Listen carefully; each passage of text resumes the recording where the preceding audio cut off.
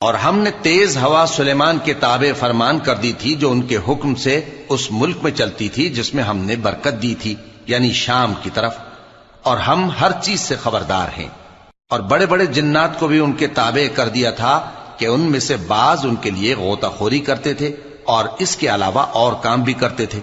اور ہم ان کے نگہبان تھے۔ اور ایوب کو یاد کرو جب انہوں نے اپنے پروردگار سے دعا کی کہ مجھے تکلیف پہنچی ہے اور تو سب سے بڑھ کر رحم کرنے والا ہے،